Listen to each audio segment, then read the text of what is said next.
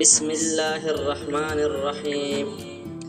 رسول اکرم صلی اللہ علیہ وسلم نے فرمایا، قیامت کے دن ایک شخص کو سب سے آخر میں جنت میں داخل کیا جائے گا۔ وہ آگ میں رنگتا ہوا نکلے گا، تھوڑا آگے بڑھے گا تو آگ اسے چھو لے گی۔ وہ ڈرتا ہوا کہے گا، اے اللہ، بس اب مجھے بچا لے۔ اللہ تعالیٰ اس سے فرمائے گا، اگر میں تجھے بچا لوں تو کیا تو اور کچھ نہیں مانگے گا؟ وہ عرض کرے گا، نہیں اے میرے رب، نہیں۔ پھر اللہ اس کو جنت کے دروازے پر پہنچائے گا۔ وہ جنت کی نعمتیں دیکھے گا تو کہے گا، اے اللہ، مجھے بھی اندر جانے دے۔ اللہ تعالیٰ فرمائے گا، اے انسان، تو نے وعدہ کیا تھا کہ اور نہیں مانگے گا۔ وہ عرض کرے گا، اے رب، میں تجھ سے جھوٹ نہ بولوں گا، مگر یہ چیز میرے دل کو کھینچ رہی ہے۔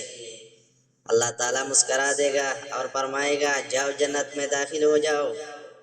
پھر اللہ تعالیٰ اس کو کہے گا، جا، تیرے لیے دنیا جتنی نعمتیں تھی ان کی برابر 10 گنا زیادہ دے دی گئی۔